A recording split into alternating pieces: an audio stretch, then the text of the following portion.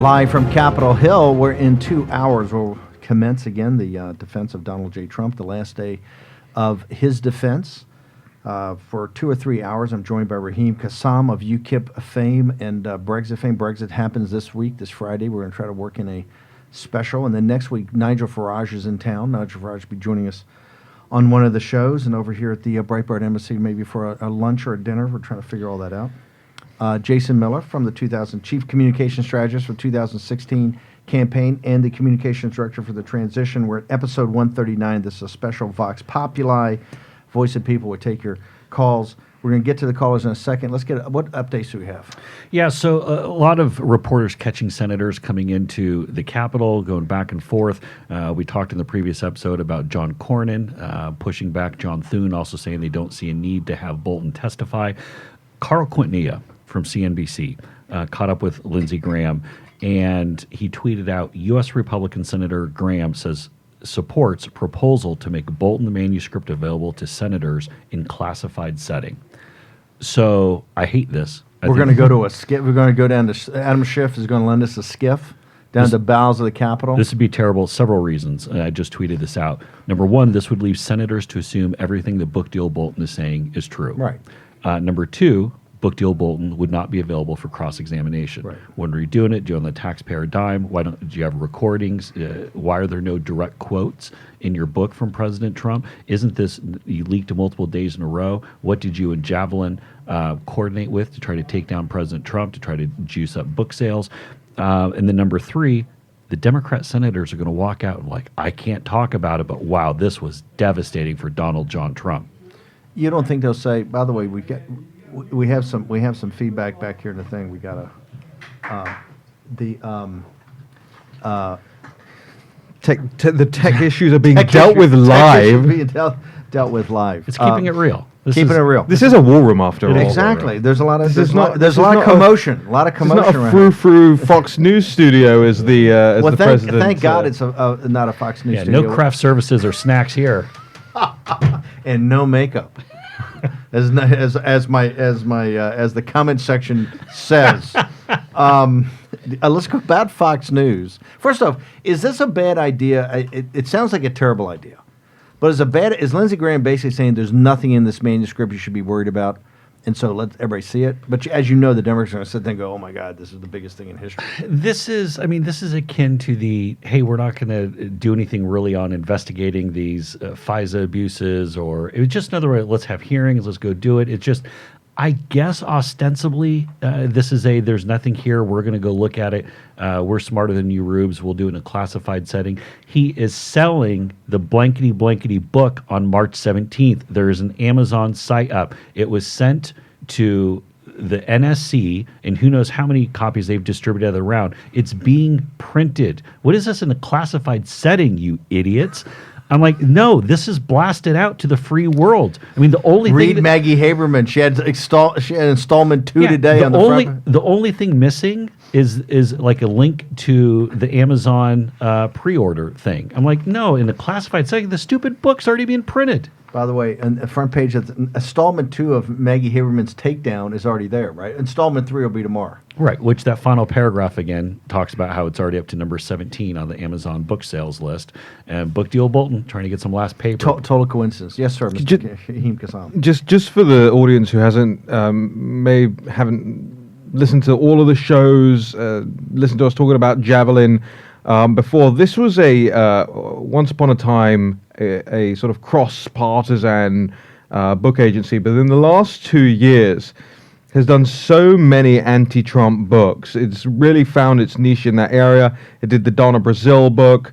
They did the James Comey book. I don't think they're cross-partisan. They've come from the Bush administration. These are never Trumpers. This is how they were. This is how they were billing themselves. And that's where. So I was with Ted Cruz, obviously, in the primary in 2016, and Ted released his book, and so I worked with the Javelin folks pretty closely on what the rollout and the PR of it would be.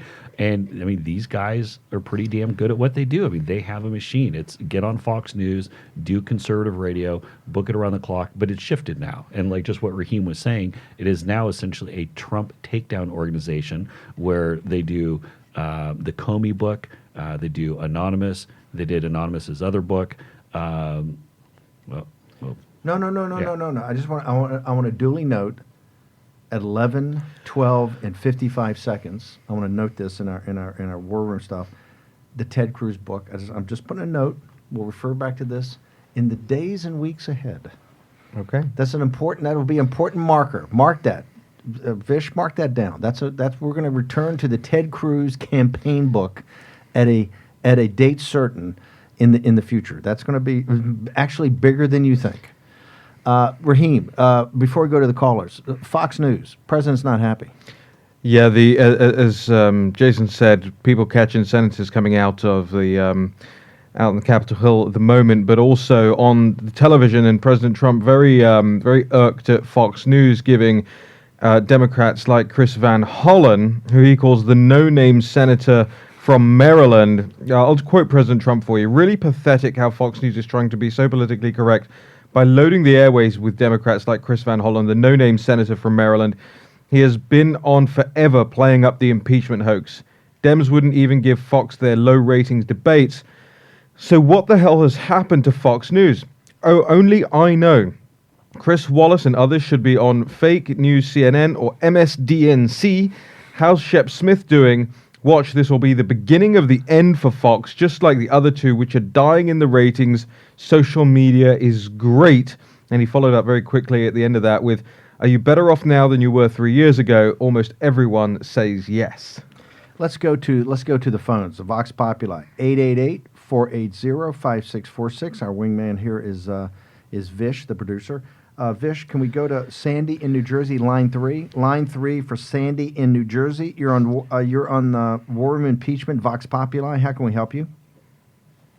Hi, yeah, I've been watching the impeachment, and I've watched just about all of it, and it's a little just concerning that so many of especially the Republicans, are. I watched so many people need to see witnesses like Bolton and stuff, when it's very clear, night and day, if you can read and listen, that there's nothing there. So I don't understand what's going on, that all these people want to see witnesses. What do you mean? And why Nothing? can't What do you they mean? edit What do you mean nothing there? You think on the two articles of impeachment, abuse of power and obstruction of Congress, you don't believe the Democrats have made their case to you, Sandy, that there's substance and context there? That's correct. I don't think they came up with enough. I don't think they came up with any evidence. Everything was about, I think everything that was presented from the Republicans, I think, was true. They didn't let the Democrats or the House did not let the people in the Senate speak. I mean, they cut them off. They gave them 5 minutes, and they just cut them off. They didn't allow them the people they wanted in there. And now they come to the Senate, and they decide, why don't you call the people for us? When they could have gone to the courts and they rushed everything, and they really didn't have enough to impeach the president.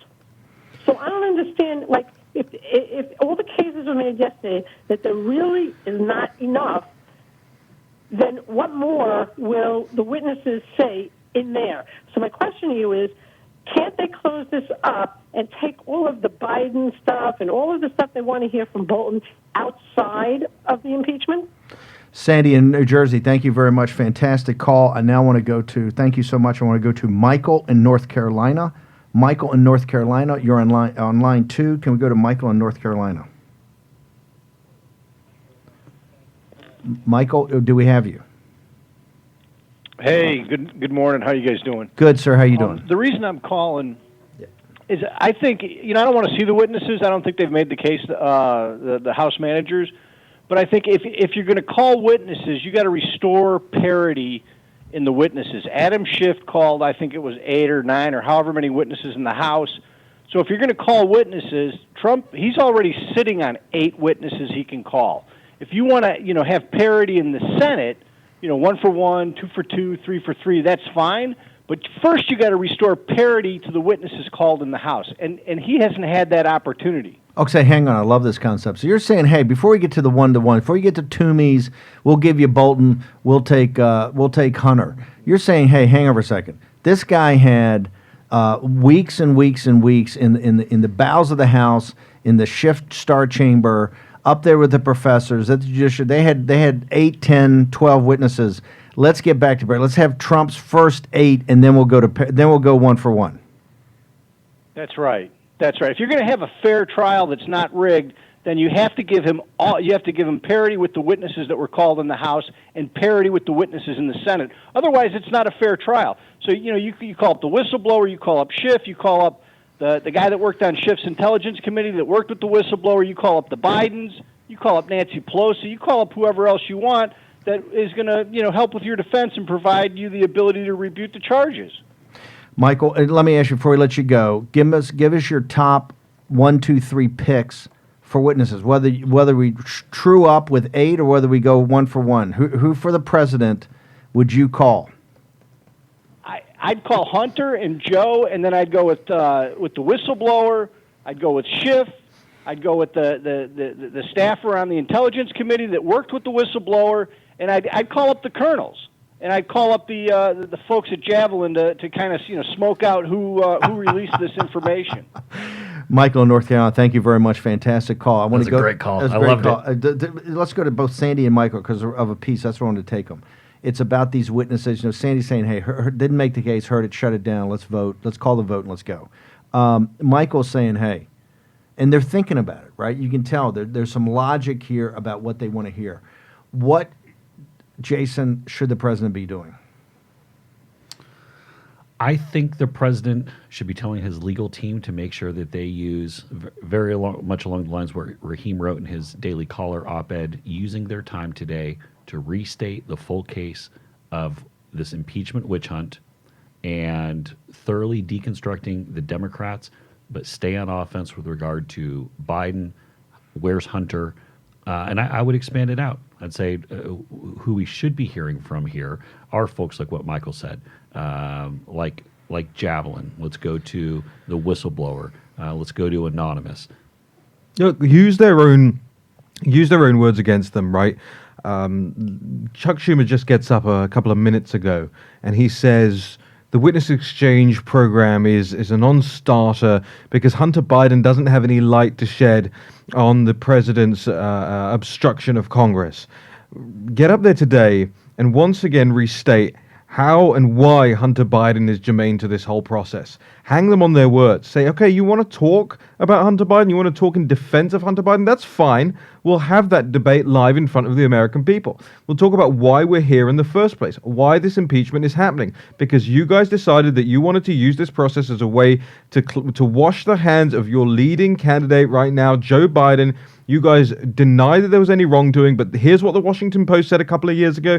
Here's what the Guardian said about it a couple of years ago. Here's what Politico said about it a couple of years ago. Here's what the briefings were given to the ambassadors in the country a couple of years ago about Hunter Biden sitting on the board of Burisma, how greasy it was, how sleazy it was. Those words, they should be releasing anything from within the White House, from within the State Department, any communications that were had whatsoever, and say to Schumer, hang him on his words. You say he's not relevant, here's how he's relevant. And as a follow-up point on that, when did we know definitively, when I say we, meaning the American public, not just Trump supporters or Team MAGA type folks, when Bob Mueller got up there and testified, and he had nothing, and he failed epically.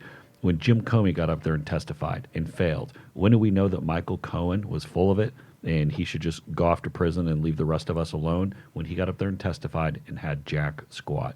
We bring any of these clowns up here, put them on the stand. Let's go for the whistleblower. Let's go to Joe. Let's go to Hunter. Gonna be an all ugly of day. them. Yeah, all it's going to do is vindicate and exonerate President Trump. Substance in unity. Unity and substance. Let's go to line 3, the state of Washington, and Sue. Sue in the state of Washington. You're on Vox Populi.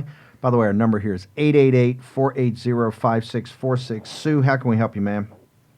Hey, you guys are awesome. Thanks for doing this every day. I actually would love to see you going through the election. So I'm a Bernie voter, a crossover Bernie voter, and I wanted to throw out an observation, and then I have sort of a theory on it, and that is that over the course of impeachment and also the Democrat primaries, you've seen two people become more popular, and that's President Trump and Bernie, starting to break away. And my opinion is that the country is getting a sense that that it's like we're living in the Truman Show, and they're trying to wake up. And every day of impeachment just makes it more obvious how disconnected really both parties, all of Washington, all of our Congress, how detached they are from the people they supposedly represent, and we're sick of it. And I think it's helping two people, and that speaks volumes. I want to stick with this for a second, Sue. What do you think when you say the Truman Show in Awakening? That brings up there's an Armenian Greek philosopher called Gurdjieff that is about the focus on what is reality.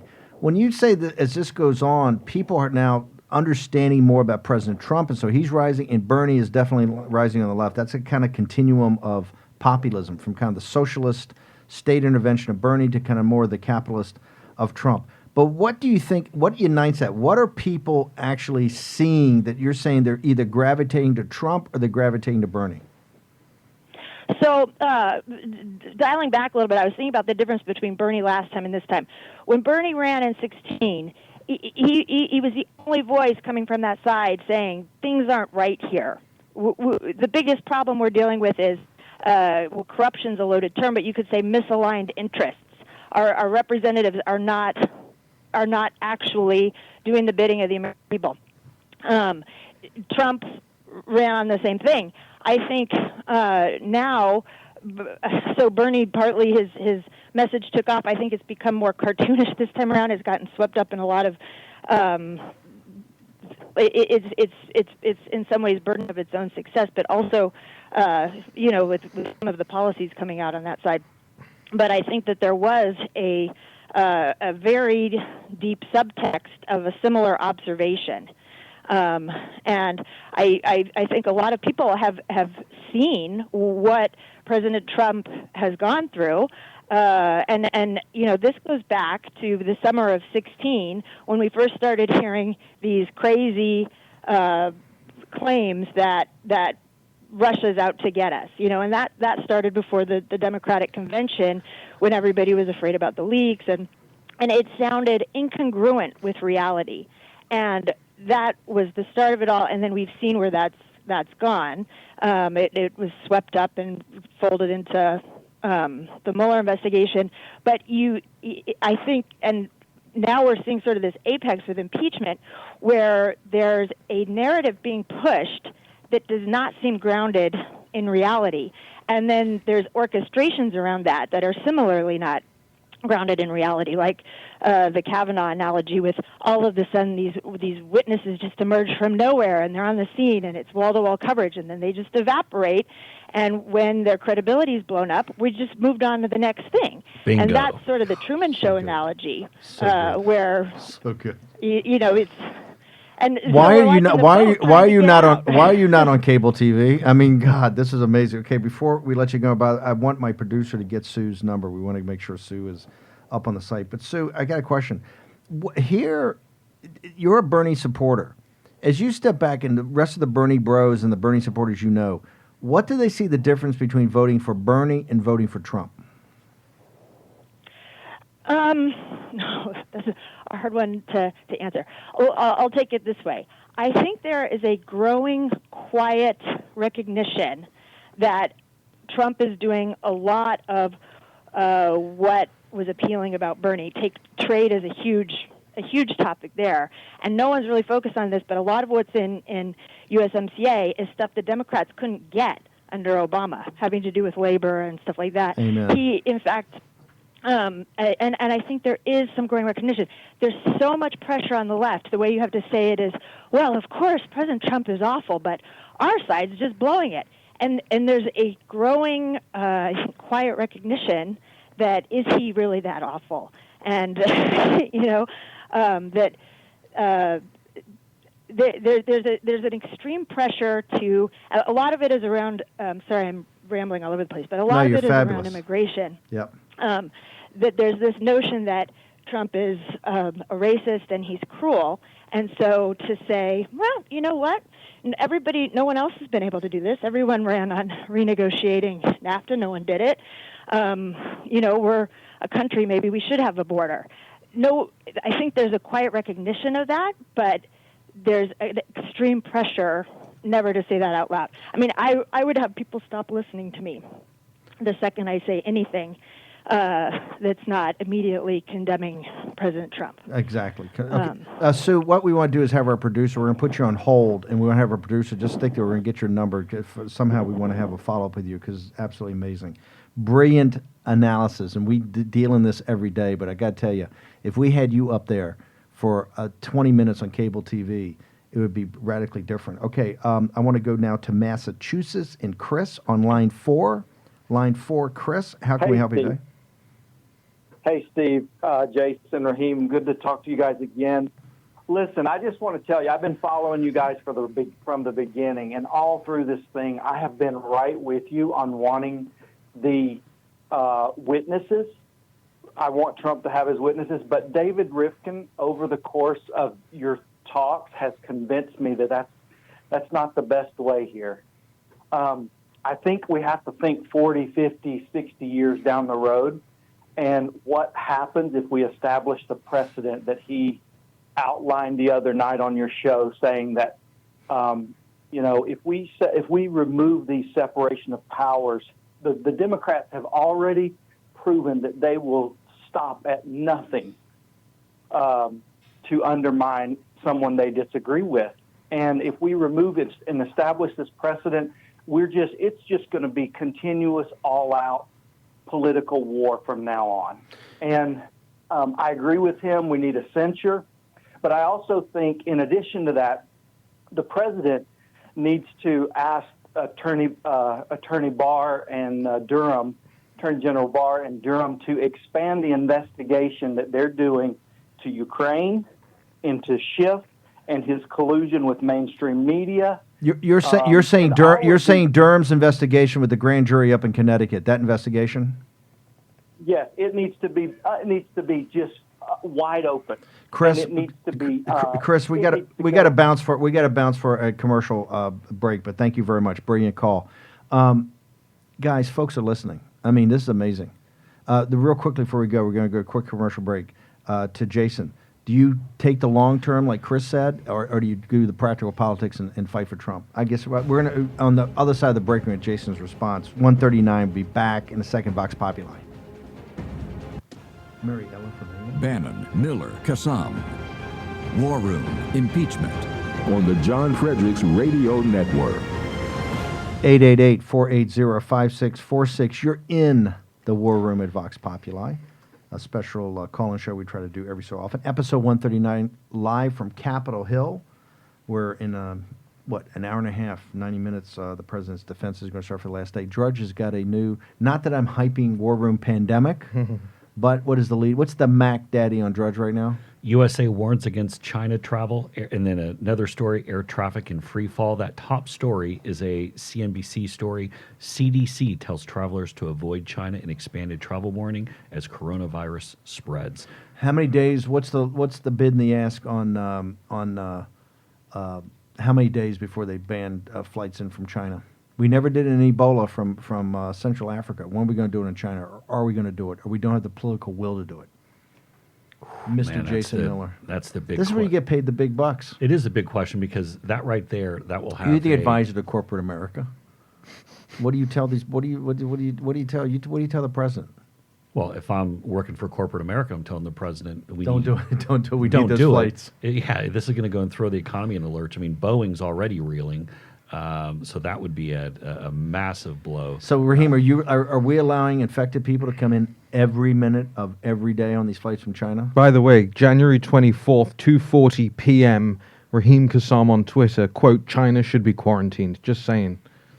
The whole thing, not just the Wuhan and internal thing, just quarantine. No flights in. They don't have a grasp on this. This is Raheem Kassam sitting at the side of the master here. Okay, let's go. Can we get to the phones? We're going to go to the state of Washington in Richard. Richard in Washington on line 1. How can we help you, sir? Hi, Steve. Hey, how you doing, sir? I wanted to talk to you about something Philbin said yesterday. Okay. It was quite interesting. Because the House didn't vote on the impeachment. Yep, no official vote. Stated that all the Yes, there was never an official vote from Nancy Pelosi. Never had an official vote to actually start the impeachment. Correct? Right. And what he said was that made all the subpoenas illegal because they weren't part of, they weren't voted in to be done. So you've got Schiff subpoenaing all the phone calls from Nunes and John Solomon and all these people. I'd like the senators to ask him about that. Richard, thank you very much for the call. Appreciate it. Okay, I want to turn to the guys. Is that going to be lost in the American people? They made a pretty compelling argument about the how official nature, how they played by the rules. And Richard's expanded it out, say it's just not about the Star Chamber with Schiff. It actually went to Nunes, Solomon, American citizens, this kind of Patriot Act abuse of power. Number one, do you agree with Richard on the technical? That one's the obstruction of Congress. Yes, but do you agree? Do you agree on the technical? Do you agree with him technically that it's inappropriate and invalid? And then what's the politics of it? Jonathan Turley sure did. I'm not a lawyer. I'm not a constitutional law expert, but Jonathan Turley said that Patrick Philbin's breakdown of it, I think he even used the word eviscerated. Yes. The Democrats' argument. And from someone like Turley to come out and say that, I thought that was pretty telling. Well, overall, I mean, look, these things were wafer thin in the first place. There was nothing there.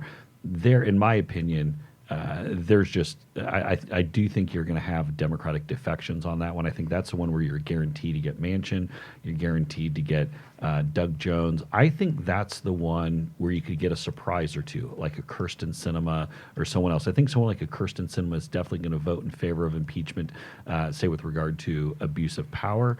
But I think this obstruction of Congress, I think you're going to see some Dem defections on this one. Manchin, Jones, maybe Sinema. I think it may even see a couple of surprises, just because this one is so weak. It's so weak, and people know it's going to fail, so they want to go home and say, "I was thoughtful, I was serious, I did the deep dive." This is kind of the safe one where we could walk away. And here's the thing that nobody's talking about after this thing falls apart: is what the backlash is going to be on Pelosi and Shifty Schiff and Nadler and the rest of these folks for having just absolute garbage claims against the president. Well, that's the claim.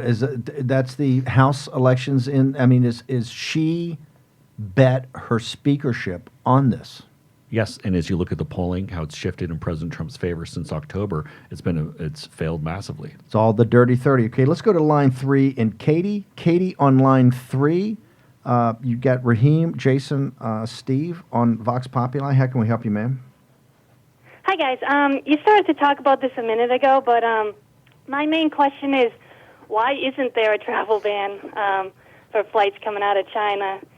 And maybe they do more at the airport screening than I think, but if they're just checking for fevers, what if the people come down with a fever, an hour after they get off the plane or something? Let me ask you, what do you think, given the information you're seeing on war room pandemic and also in the news media and what's being covered, if you had a chance to have a cup of coffee with the President of the United States this morning, what would you advise him? Well, I'd tell him I don't know what's true or what's not true, so I would tell him to find out as much as he could, but I don't know who you can really trust. I would tell him to stop all the flights coming from China. I mean, is it worth it? I don't know. Until you really know. I don't know why they never stopped the flights with the Ebola outbreak either, but I feel like we don't know a lot about this virus, and it seems like it could be pretty easy to spread, and we don't really know who's coming over here. Before we let you go, Katie, how do you think the mainstream media is covering this? Not at all. I mean, I've been listening to you guys because I've been listening to the impeachment podcast, but I mean, I've searched through pages and pages, and I've tried to find some articles, but I don't even see it anywhere. So, I mean, I've seen anything range from, "Oh, don't worry about it, it's like a cold," to, I don't know, everybody has masks on. So I don't really know what's true and what's not true, but I don't think they're doing a good job covering it at all. Maybe it's because they don't know. So what, Raheem, how does she get to the War Room Pandemic site? Because right here, we're trying to do, just like an impeachment, to have one stop that you can go and get all the information from throughout the world. We've got we've essentially got embeds in China. We have tons of relationships there. We've got all the international capital markets. We know all the hedge fund guys. We're trying to pull the most serious information that anybody. This would be like being in a Wall Street trading firm. We actually needed all the information immediately. This is what we're trying to set up. Raheem, how do they go there? Pandemic.warroom.org is the URL. Pandemic.warroom.org.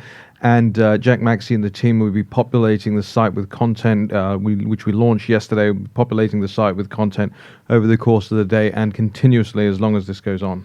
Okay. Thank you very much, Katie. It's fantastic. Our number is 888-480-56. You're on Vox Populi, 888-480-5646. We'll get back to the boards in a moment. I want to turn now to the guys. Drudge has always got a good sense of the news. May not be your cup of tea. Definitely is kind of flipped to the, I don't know, the never Trumper or the people say, hey, it's just because of the traffic. But he's always got a pretty good sense of the news. He's all over this pandemic thing, right? And today it's up to Mac Daddy. Walk us through how you think this is going to start playing politically. Well, I mean, this is clearly for folks who maybe don't spend all day looking at the news or tracking these things. I mean, this is the front page above the fold, 72-point font story everywhere in the world. You go to the Financial Times, you go to the BBC, you go to South China Morning Post, you go to any of the major papers. For those who know, the insiders. These are the global papers. These are the international papers of note. So we go to there Financial we go. Times. The Financial Times is right there. Fears rise of global economic blow as China coronavirus, toll hits 81 and it's over 100. I mean, this is printed. This is this morning's paper. And that's what they're telling us. And so, which is my wife texted me last night and goes, I think that number is low. It's probably a lot higher, you think? Here in the Washington Post, U.S. steps up efforts to contain coronavirus. And, of course, the New York Times has got it front and center on page one. Worry over global Chinese outbreak affects global capital markets, and the Wall Street Journal the same way. Virus fears rattle global markets. So in the mainstream media for the insiders, the party at Davos, they're all over this. Right? All over Steve Cortez was on the pandemic show today, start off, and Steve Cortez was talking about how $1 trillion in the bond market went to buy negative interest rate instruments in the last 72 hours, I think it was. And that has a huge impact on your pension funds. If people start putting these assets in there, remember, the difference between what is owed, in particular as people live longer, right, with benefits, to what is actually the returns of the pension funds. And one of the big parts of pension funds do asset allocation. One of the big things they do is buy bonds. When you start having negative interest rates, that means, folks, quite simply, at some time in the future, there ain't going to be any cash there in the pension funds. So this is not and he said 100% of that $1 trillion was because people just want to have safe money. By that means that what the big hedge fund managers and the capital markets guys, they are going to pay someone to basically hold their money. You're not going to get any return. In fact, it's going to cost you money to have them pay it, but eventually you kind of get your money back. The largest purchaser of Boeing planes? China. So you can see where there's going to be a real world impact. Think about the Dreamliner plant down in South Carolina. Think about Washington State.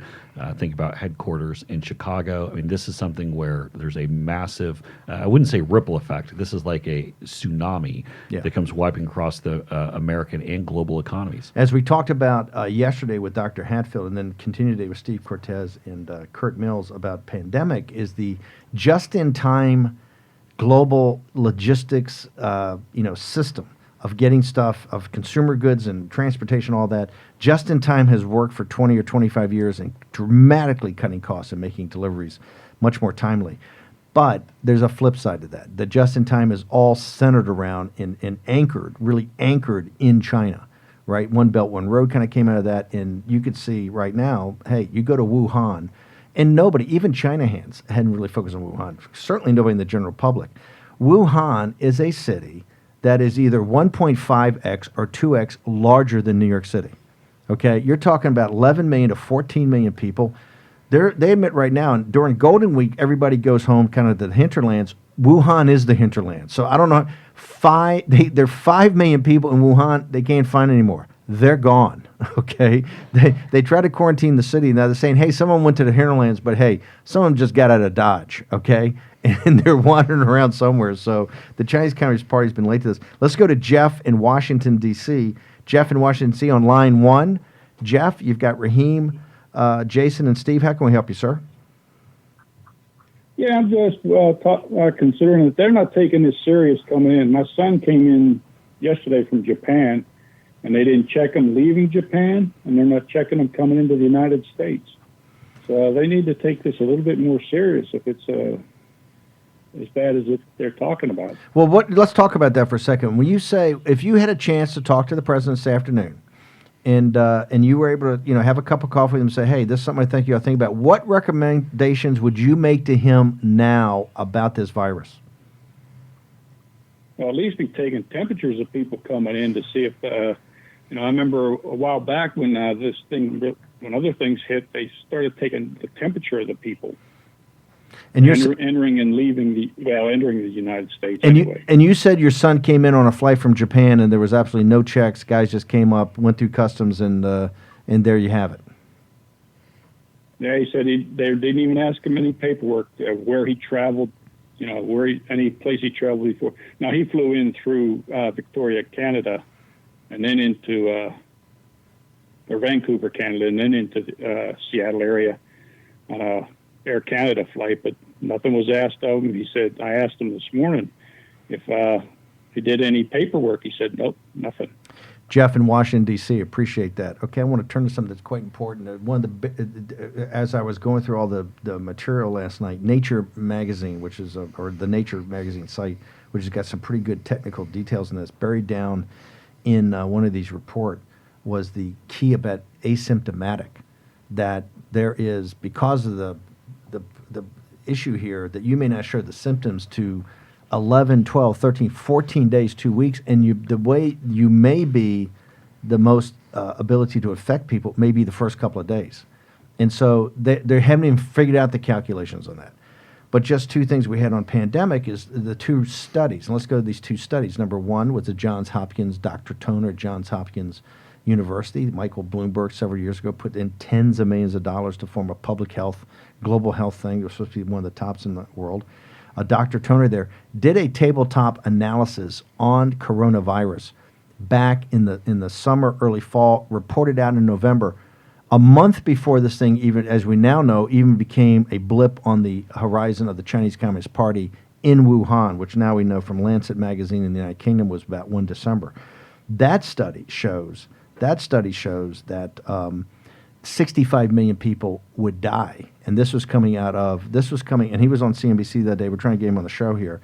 That was coming out of a pig farm in Brazil. 65 million people died, but he says that's not even the worst news. The worst news is the absolute collapse of the global economy. Hong Kong, as Jack Maxey had at Hong Kong University, which is kind of the Harvard of southern China, had an analysis that showed that they believe there's 44,000 people already affected. The Chinese government is telling us it's 4,700. I think your wife is correct, Jason Kelly, when she said, hey, that number, the number's low. I think they're misreporting. Hong Kong, now the nurse that's online says there's 90,000, that video that's going around. And I've heard many people say they've checked that and that they believe her. Hong Kong University is saying 44,000. Their calculation shows it doubles every 6.2 days. Now, they didn't do the thing, but Jack did the math, and this comes from my father, said, always remember the compound interest. The compound interest is the way you're going to put some money away for your retirement. 1.4 billion people by the end of May, by Memorial Day. Now, that's doubling every 6.2 days, not saying it's, but they're extrapolating it out. The point is, this is an issue, right? This is an issue, and people got to get focused on it right now. Let's go to Portland, Oregon, and Travis. Travis up in Portland, Oregon. You're on line 3. Travis, how you doing, sir? Yes, you guys can hear me? Yes, sir, Ken. Good, loud and clear. I got a lot of wood to chop real quick. Okay. Steve, Raheem, I just want to say, Raheem, man, Jason, you guys are the shoe leather of this movement, and I thank you, everybody, Steve, Jack, everybody, for all your hard work. I was talking with Richard Ebright. He is the board professor at biology at Rutgers University, and he had some great insights that he was expanding on the Lancet paper. If we're talking about December 1 being the number 1 day, What we're really talking about is, with the incubation onset, what we're really talking about is rolling that back to perhaps the middle of November, perhaps even the beginning of November, and we really need to recalculate that R0 trajectory of infection. Okay, hold it. I want you to take a deep breath. We've only got a couple minutes left, but I want you to get through this because it's very important. Richard Ebright at Rutgers is the guy that's on this. Okay, and it's about this. Explain Travis, hang on. Explain to the audience what the RO is, why it's important, and why is the calculation important. Well, that's the trajectory calculator of infectious rates from first-generation infections that, getting into where those originated from is a whole nother point. But in how fast, during the incubation period, now that we've already established that, it is transferable between asymptomatic onset or inset of symptoms. And how this is really, Kyle Bass was talking about this the other day on the show, is we see that the Hong Kong exchange has already suspended trading until after the holiday. They're further doing that. That is a cover by the Chinese Communist Party to get their hands around this thing. 1,000%. We need to stop all flights now, not now, now. And then furthermore, we need the president. Hold on. Hang on. Take a breath because you're on a roll.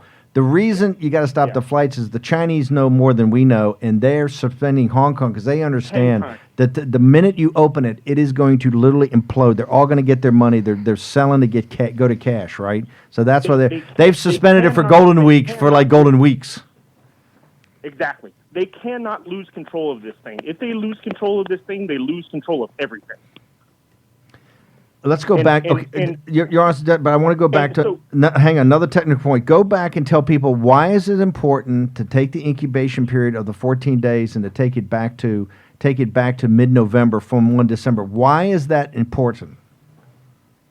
Because it changes the calculation, the upward trajectory of the calculation of infection rates.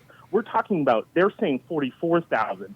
And now when you calculate in that R0 and the recidivism rate of infection from people to people, and then you're talking about multiples of 1.7 million to 2.7 million to 7.7 million. And now there's already publications coming out of China saying what happens if our entire nation gets sick. What happens if 1.7 billion people get sick? We will not be able to stop it all over the entire globe. Okay, Travis, here's what I want to do. We're going to put you on hold. Vish, we got to get Travis's number. So, Travis, whatever you do not hang up. We're just going to put you on hold. My producer's going to get the number. I want to talk to you afterwards and get down. Travis is woke, okay? Travis is woke. And other people got to get woke here. There's something happening, and that's why we started this show over the weekend, and we've talked about it for a week, and just like on impeachment, we had to get going. I had to get this thing up, and here's why. It doesn't have to change everything, and we're trying to take out the hysteria from the facts, but you get guys like Kyle Bass, you get guys like Travis, you get guys like this Dr. Enbright. There are very smart people, Steve Cortez. There are very smart people in the capital markets. They're very smart people, and here's what they're saying. The Chinese Communist Party has never in its history ever given you correct information on anything. Not on the Hong Kong deal, not on the Paris deal, which Trump called them out on, not on when they lied to Obama and Biden about the 14 Rose Garden signing, on the cybersecurity, and on the militarization of the South China Sea. We all know it's an open secret on Wall Street. Every number they put out on their GDP growth is all a nonsense, and that's why we all have to be woke on this pandemic, and it is a pandemic in China. Okay, Stephen K. Bannon, Vox Populi. I want to thank everybody. We're going to be back with a 5 o'clock wrap-up show today to go through the president's final 3 hours of his defense. It'll be Raheem Kassam, Jason Miller, and myself. Debbie Lesko in studio. Debbie Lesko in studio. She's one of our first guests. She's coming back, and then tomorrow morning we got Lee Zeldin in studio. So you're killing it on that side. Everybody go, Raheem, go into the site, how they get to the two sites? Yep, warroom.org for everything impeachment related. and pandemic.warroom.org for everything coronavirus and all its knock-on effects related. Make sure you're following us on Twitter at warroom2020. Okay, we're going to be back at 5 o'clock. Congressman Debbie Lesko in the House, in the War Room. See you then.